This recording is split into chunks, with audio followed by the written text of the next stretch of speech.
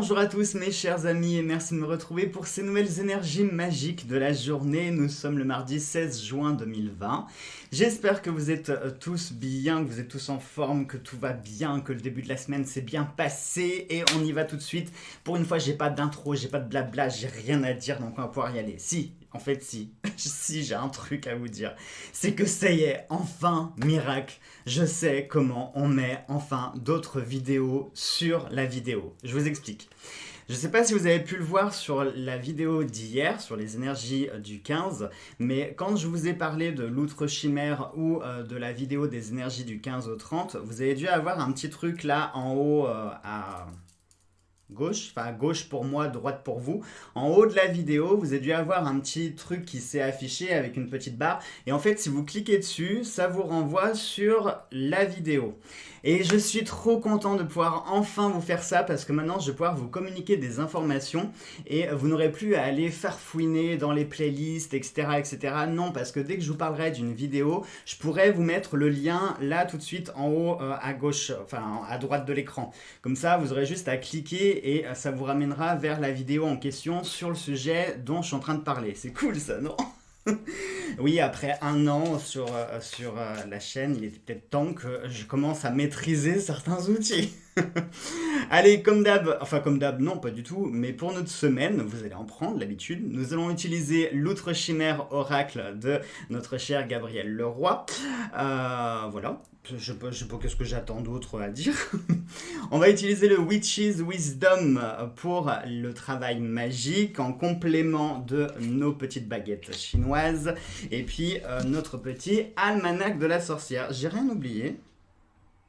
Non, bah non. Non, non, non, non, non, c'est tout bon. Qu'est-ce que... Oui, il y en a certains qui m'ont demandé que je fasse une petite review de ce jeu. Je vous la ferai parce que c'est vrai que quand je l'ai eu, je crois pas que j'avais la chaîne encore et je crois que j'avais dû le présenter sur ma page Facebook, il me semble. Donc du coup, je vous ferai une micro review parce qu'il n'y a pas grand chose à dire sur le jeu. Mais oui, si vous voulez que je vous le présente. Ou mieux encore, vous savez quoi? Je vous ferai une review, quitte à vous faire une vidéo. Je vous ferai une vidéo où je vous parlerai de tous les jeux qui sont, enfin tous les jeux en tout cas que je possède, qui sont axés magie, sorcellerie, Wicca, etc. Comme ça, ce sera plus simple. Hein. Je vous présenterai tous les jeux à ce moment-là. Plutôt que de vous faire une review sur un seul jeu, au moins vous en aurez plusieurs à choisir. Allez, c'est parti les amis. Alors, bah, si je tenais le jeu à l'endroit, ça serait bien. C'est pas ce qu'on a eu hier. Non, l'invocateur, l'illusion. Non, c'est pas ce qu'on a eu hier. C'était pas ce qu'on a eu. Donc nous avons l'invocateur. Suivi de l'élu parmi les astres qui nous parle de perfection et on va en prendre une troisième. On va prendre celle qui avait en dessous et ça sera donc l'étreinte de l'épouvantail qui nous parle de stérilité. Alors excusez-moi, je prends 2 minutes pour m'inspirer un peu des cartes. Donc l'élu des astres, déjà si je regardais un peu les chimères que ça a créées. Alors, sur l'étreinte de l'épouvantail, on est sur le requin qui nous parlerait de défaite. Donc peut-être qu'aujourd'hui, vous allez essuyer un petit échec. Peut-être que quelque chose ne va pas aboutir comme vous l'auriez voulu.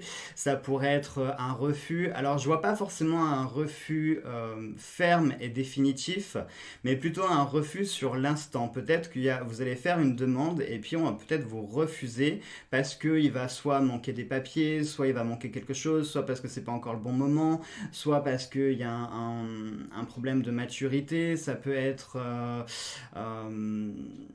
prenons un exemple, imaginons que vous n'ayez pas de garant pour un contrat de bail et du coup c'est ça qui pourrait peut-être coincer, mais ça ne veut pas forcément dire que c'est un non définitif, simplement que ça va vous inviter à trouver une autre solution, un plan B, une solution de secours.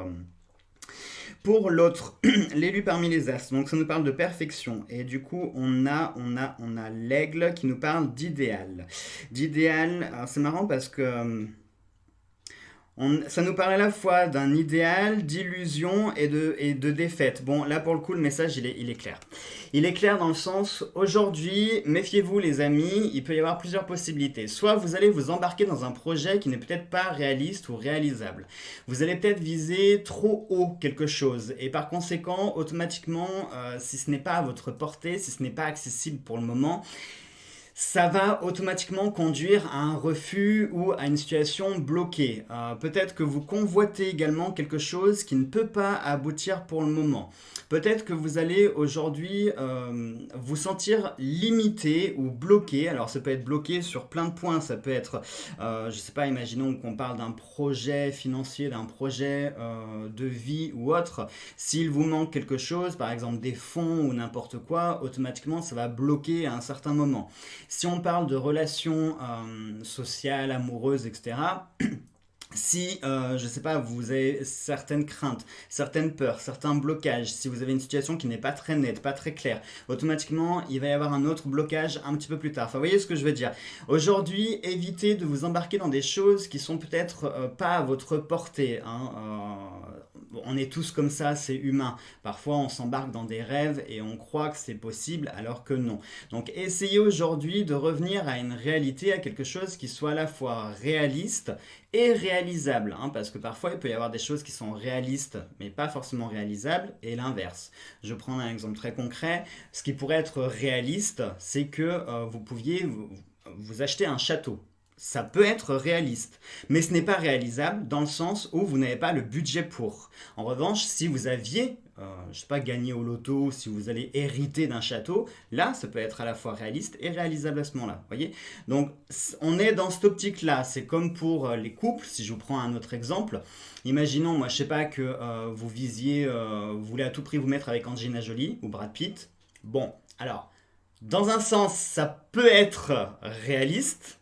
Enfin non, ça peut être plutôt réalisable, dans le sens où, bah oui, comme Angelina Jolie se balade quand même pas mal en France, voilà, donc il est possible que vous puissiez la rencontrer au détour d'un supermarché ou d'une boutique, enfin il faudra partir un peu dans le sud, hein, parce qu'Angelina, elle est plutôt dans le sud. Donc ça peut être réalisable dans le sens où vous pouvez la rencontrer, et puis va-t-on savoir, un coup de foudre énorme va se faire entre vous et la star. Mais par contre, est-ce que c'est réaliste? Vous voyez, c'est peut-être pas forcément quelque chose qui est possible. C'est réalisable, mais c'est pas forcément envisageable. Vous voyez?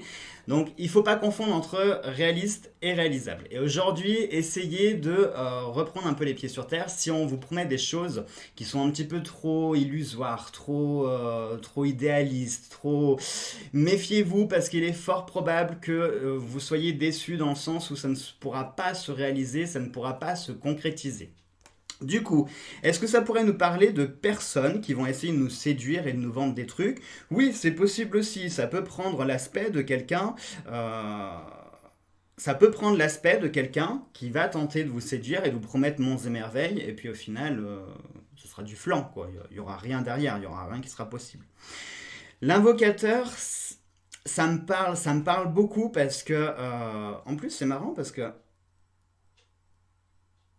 regardez les cartes, je trouve qu'il y a une certaine continuité.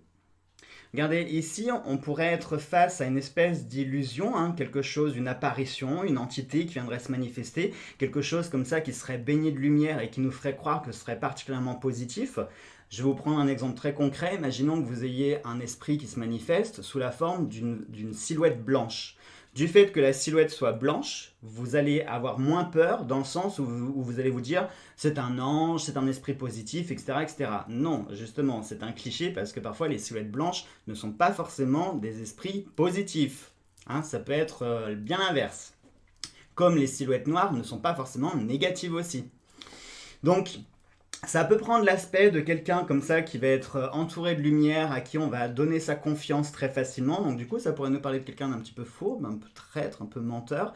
Et rappelez-vous, dans les énergies du 15 au 30, on avait la carte du démon. Et je vous disais, attention justement, que ça nous parlait d'un manipulateur, fourbe, menteur, etc. Va savoir, peut-être qu'il est là, hein, ça peut être cette personne-là, qui va être entre guillemets baignée de lumière, mais c'est pour mieux nous tromper. L'invocateur, ici, on a vraiment cet esprit de faire appel. Donc peut-être qu'aujourd'hui, vous allez faire appel à quelqu'un, vous allez demander quelqu'un, vous allez prier quelqu'un. comme je vous l'ai dit, ça peut être dans plein de domaines possibles. Mais il est fort probable que vous fassiez appel à une tierce personne. Et cette tierce personne peut être celle-ci. Et puis là, l'épouvantail, eh bien, là, c'est la déception parce qu'on passe de ça à ça. Excusez-moi. Et l'épouvantail, c'est bien connu, c'est quelque chose d'inanimé, c'est quelque chose de creux, c'est quelque chose de vide, c'est quelque chose sans vie, où il n'y a rien à l'intérieur. Donc finalement, on peut être déçu sur l'aspect que, au départ, cette personne semble être utile, et puis au final, il n'y a rien. Hein, c'était complètement creux. Donc méfiez-vous les amis, faites attention aujourd'hui à qui vous demandez de l'aide, qui est-ce que vous appelez, qui est-ce que vous priez. Alors quand je dis prier, ça peut être au sens physique, quand on dit à quelqu'un je vous prie de... mais ça peut être aussi au sens spirituel. Si vous faites appel à certaines énergies ou certaines entités pour pouvoir vous aider ou vous assister dans une situation particulière, faites bien attention à ce que vous demandez, d'une part, faites attention à qui vous vous adressez et faites attention aussi aux pratiques que vous faites, parce qu'on ne s'en rend pas forcément compte. Mais tout peut potentiellement être un danger, je vous l'ai suffisamment dit, peu importe votre support, que ce soit les cartes, le pendule, la magie, le spiritisme, n'importe quoi, à partir du moment où vous utilisez un support, eh bien ça se transforme en fenêtre, une fenêtre que vous ouvrez sur d'autres plans.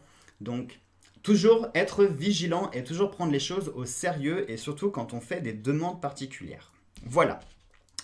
L'autre aspect aussi, parce qu'il y a quand même un aspect positif, c'est que vous pourriez, parce que l'épouvantail peut représenter aussi un allié qui va venir faire le ménage et qui va venir protéger votre récolte, des oiseaux tout simplement. Si on met des épouvantails, c'est pour protéger nos graines et pour pouvoir avoir une jolie récolte. Donc ça peut aussi se révéler être quelqu'un qui peut vous aider, qui peut, sur l'aspect positif, ça peut être quelqu'un qui peut vous aider aussi. Alors, je vous parle de récolte, c'est marrant parce que du coup, ça peut être quelqu'un qui peut vous aider sur plein de domaines. C'est-à-dire, ça peut être quelqu'un qui pourra peut-être vous aider sur le plan professionnel et financier. Je sais pas, moi, peut-être qu'aujourd'hui, vous avez rendez-vous avec votre banque ou... Votre banque, ça peut être votre patron, ça peut être un ami, un membre de la famille, n'importe qui, vraiment n'importe qui, qui peut vous aider. Ça peut être quelqu'un qui peut vous aider donc autant sur le plan matériel que sur le plan émotionnel aussi. Parce que c'est marrant, quand on regarde la carte de près, regardez, je vais vous montrer, on a l'impression que l'épouvantail, il a un cœur. Regardez ici. Vous trouvez pas, c'est placé au même endroit et on a l'impression qu'il a un cœur. Donc je sais pas, c'est peut-être moi, c'est comme le test de Rorschach, chacun y voit ce qu'il a envie d'y voir. Mais du coup, ça pourrait nous parler de quelqu'un qui pourrait vous aider aussi sur le plan émotionnel. Quand on regarde l'épouvantail, regardez ses bras, il n'a pas vraiment des bras, on dirait plutôt une paire d'ailes. Donc est-ce que ça peut être aussi quelqu'un qui va vous permettre de prendre votre envol ?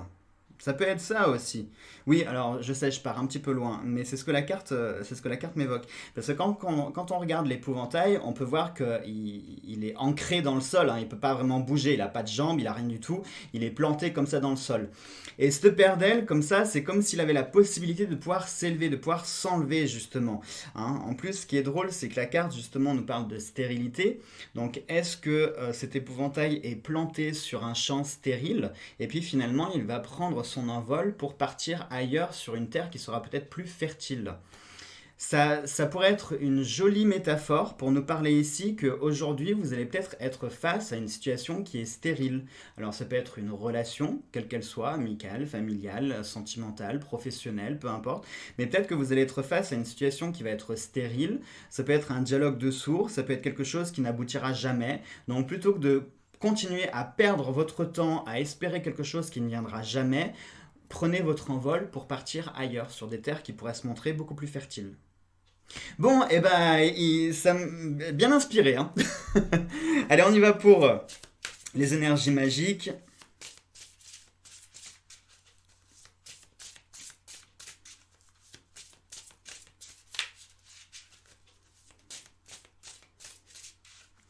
Alors, nous avons le chaudron. J'aime le chaudron. Ça a tellement de signification, le chaudron.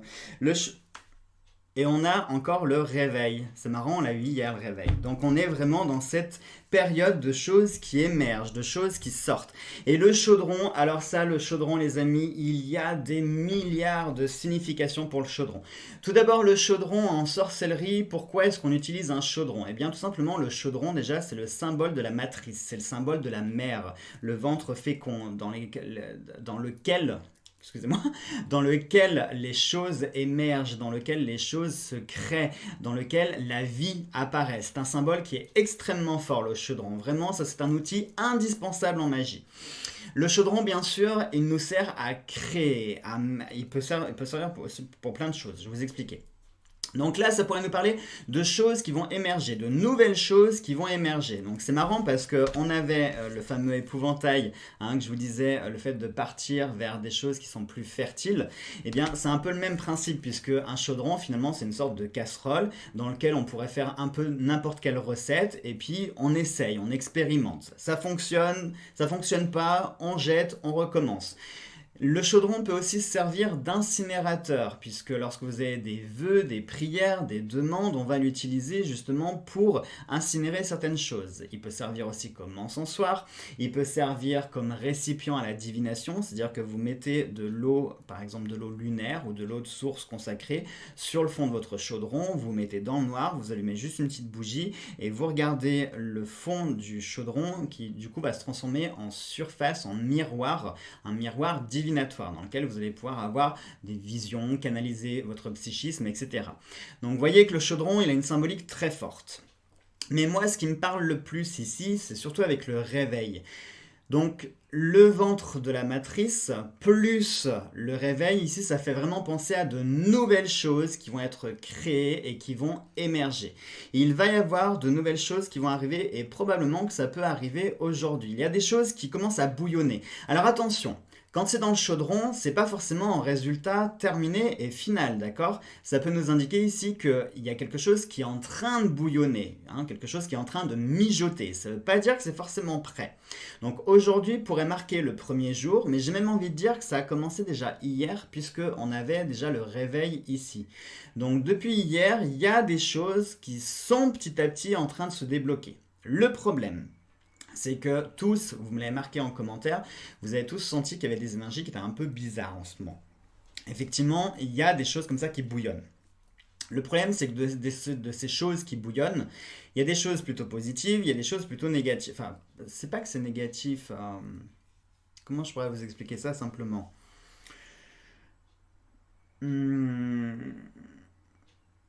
En gros, imaginons que vous êtes en train de faire une soupe dans votre grosse cocotte minute. Si vous saisissez la soupe telle qu'elle est pendant qu'elle bouillonne, vous allez vous brûler. Là, c'est le même principe, c'est-à-dire que ces énergies actuelles, elles sont en plein bouillonnement. Si vous les saisissez telles quelles, très clairement, vous allez vous brûler. Il va falloir attendre que ces énergies se calment un petit peu, que ça refroidisse un peu. Déjà, ça permettra de fixer entre guillemets la recette. Et puis ensuite, vous pourrez là en extraire quelque chose et quelque chose de bon. Là, c'est le même principe. Rappelez-vous en plus ce que je vous ai dit par rapport à Imbolc. Imbolc, c'est une saison un peu traître, c'est-à-dire on n'est plus vraiment à l'hiver, mais on n'est pas non plus au printemps. On est comme ça entre deux choses qui ne sont pas tout à fait terminées. Je reprends l'exemple de votre soupe. Votre soupe, là, c'est juste des légumes dans de la flotte. C'est pas une soupe encore, c'est pas une potée, c'est cuit mais pas cru, enfin vous voyez ce que je veux dire, on est comme ça entre les deux choses. Là c'est le même principe, on est sur des énergies plus ou moins de transition, des choses vont émerger, des choses sont en train de se créer, mais il va falloir continuer, ça nous parle ici de persévérance. Persévérez les amis, ne baissez pas les bras, continuez, il y a des choses qui sont en train de se mettre en place petit à petit, mais il va falloir encore un petit peu de temps pour que ça puisse arriver complètement à maturité et que vous puissiez en faire quelque chose, en tirer quelque chose. Voilà donc les amis, du coup oui, je vais rebondir encore sur un truc, je vous parlais tout à l'heure du chaudron qui peut être un incinérateur. Avec le réveil c'est très intéressant parce que ça pourrait aussi nous parler aujourd'hui tout ce qui appartient au passé, tout ce qui est phase de transition etc. Tout ce qui appartient, tout ce qui vous retient, tout ce qui est négatif. Peut-être qu'à partir d'aujourd'hui, vraiment, jetez-les, toutes ces pensées, toutes ces choses qui vous rattachent. Alors je ne vais pas vous parler de purification parce que Pour le coup, c'est vraiment le fait de couper des liens. Et ça rejoint encore ce que je vous disais sur les énergies du 15 au 30. Il est fort probable que ces 15 prochains jours, on soit sur le fait de couper des liens, couper des choses qui nous retiennent pour pouvoir créer de nouvelles choses. Vous ne pourrez pas créer de nouvelles choses tant que vous retiendrez à des anciennes. C'est impossible. Donc pour cela, il va falloir vous débarrasser de tout ce qui vous retient, tout ce qui est négatif, tout ce qui est ancien, tout ce qui est passé. Vraiment tournez une bonne fois pour toutes la page, incinérez-les dans votre chaudron pour vous en débarrasser et passer sur quelque chose de nouveau. Voilà. Allez, on y va avec les baguettes. Si je les sortais pour les mélanger, ce serait peut-être mieux.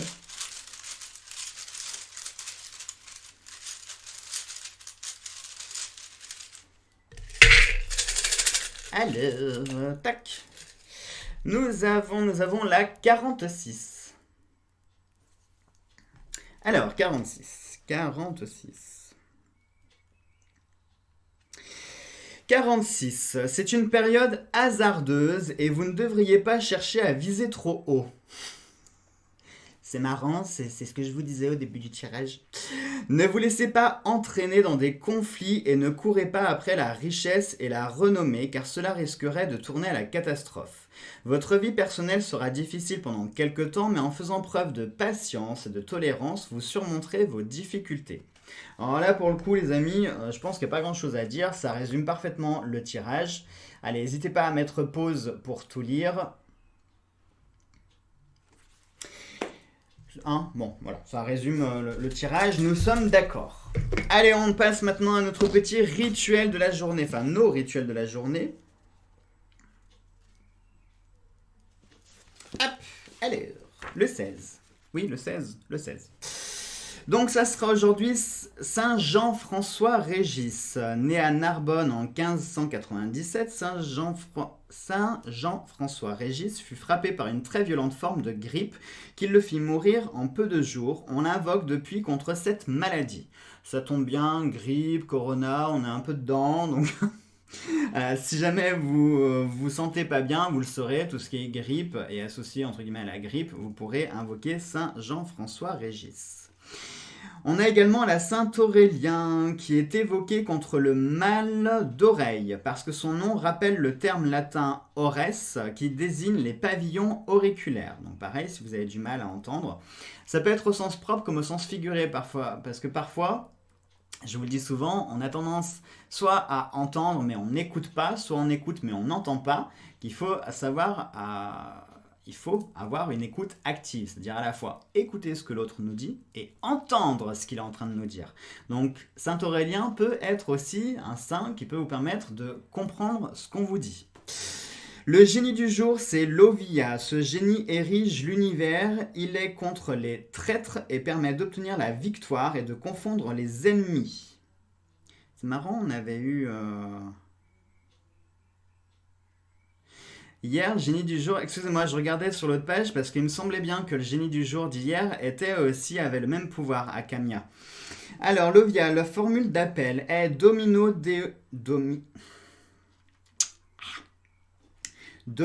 Deus salutis meae, in Dei clamavi, et nocte coram te. Et cela veut dire, Seigneur mon Dieu, le jour je crie, la nuit je me lamente devant toi. Les parfums du jour seront le cuir de Russie, la ciste et la jacinthe. Aujourd'hui est un jour de chance pour acheter ou vendre une voiture, une machine ou de l'électroménager, pour récolter des cultures de surface.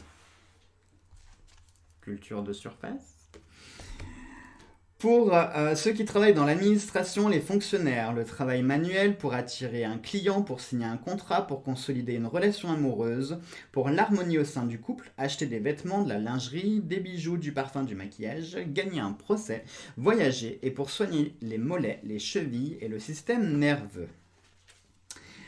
Je vais vous parler, il y a un petit truc sympa, jour malheureux pour pratiquer la magie, petit cours à la place, le pouvoir de l'invocation. C'est marrant les amis, vous voyez qu'il n'y a pas de coïncidence. Regardez la carte qu'on a tirée qui est l'invocateur. Et là on a un petit cours sur l'invocation. Ce que l'on appelle invocation est cette sorte de prière qui figure dans la plupart des rituels et qui met en liaison psychique le mage et les forces supérieures. Cette invocation est fondamentale car ce sont ces paroles prononcées à haute voix qui donnent sa puissance à l'intention. Encore faut-il la prononcer en étant pleinement conscient de ce que l'on dit, de ce que l'on demande. Il s'agit littéralement d'un ordre, d'un commandement, et plus la volonté sera grande, plus l'entité sera contrainte d'obéir. Alors, je vais vous déchiffrer un petit peu tout ça. Quand on fait une invocation, et ça je vous l'ai souvent dit, dans la magie, ce qui est très important, c'est l'intention, la volonté et l'énergie que vous allez mettre dedans. Si vous demandez quelque chose, je sais pas, comme vous dites bonjour, très clairement, vous n'aurez pas le résultat.